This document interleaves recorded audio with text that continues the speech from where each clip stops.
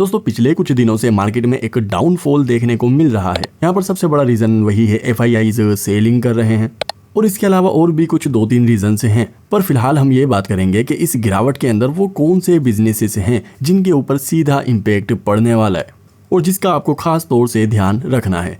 वैसे देखो एक चीज पहले ही बता दूं, ये जो डाउनफॉल आया है हम इसे क्रैश नहीं कह सकते, इनफैक्ट अभी तक तो नहीं कह सकते।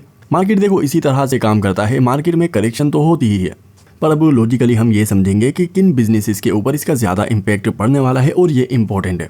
अब देखो शेयर बाजार में जितनी भी गिरावट होगी ये ऐसे बिजनेसेस हैं जिनके ऊपर ज्यादा इम्पैक्ट पड़ेगा और कहीं ना कहीं ये स्टॉक्स या ये बिजनेसेस नीचे की तरफ आते हुए दिखेंगे। और अगर एक बार आप ये चीज थोड़ी सी समझ लोगे तो ये आपको लंबे टाइम तक काम देगी।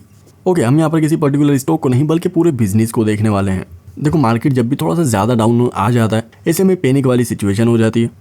कुछ जो बिगिनर्स हैं जो पिछले 1-1.5 साल में आए होंगे उनमें से कुछ का तो ये होता है कि भैया हम तो निकल रहे हैं। हाँ, जो पुराने इन्वेस्टर्स हैं उनको पता है कि भाई मार्केट में ये सब चलता रहता है और ऐसे में देखो नया इन्वेस्टर भी आने से डरता है। जब मार्केट बूम पर होता है तब ज्यादा लोग आते हैं और ऐसे में ज्यादा डीमेट अकाउंट्स खोले जाते हैं।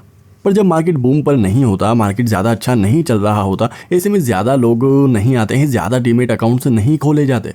हालांकि डीमेट अकाउंट्स तो अभी भी खुलेंगे, पर अगर हम इसे पहले से कंपेयर करेंगे तो ये इसके अंदर काफी अच्छी गिरावट मिलेगी और ये एक बड़ी कॉमन सी बात है। अब यहाँ पर क्या होगा कि अगर बाजार इसी तरह से चलेगा तो जो ब्रोकर्स हैं जिनका पूरा धंधा इसी पर टिका हुआ है उनकी शेयर प्राइस में एक अच्छी खासी गिरावट देखने को मिल सकती है। पर जैसे ही मार्केट वापस से सही होता है, बुलिश साइड जाता है, तो इन्हीं शेयर्स के अंदर काफी अच्छा उछाल भी मिलेगा।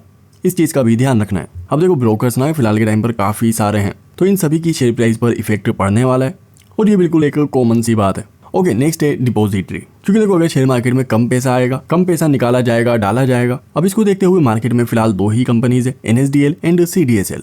NSDL अभी तक शेयर मार्केट में तो लिस्ट हुई नहीं है, CDSL लिस्टेड है। अगर मार्केट इसी तरह चलता है तो CDSL के शेयर्स में गिरावट आ सकती है, तो इसका आपको खास तौर से ध्यान रखना है।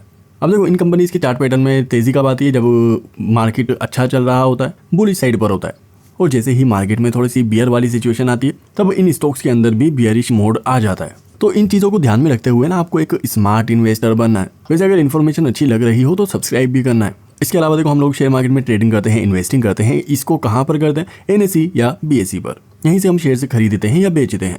अब देखो NSE तो शेयर मार्केट में है नहीं, लेकिन हाँ BSE शेयर मार्केट में लिस्टेड है, तो इस वजह से भाई इसके भी बिजनेस के ऊपर इम्पैक्ट पड़ने वाला है। ऑलरेडी अभी हम देख चुके हैं कि BSE का शेयर काफी अच्छा हाई लगा कर आया है और अभी इसकी प्राइस 4000 के समथिंग आ चुकी है।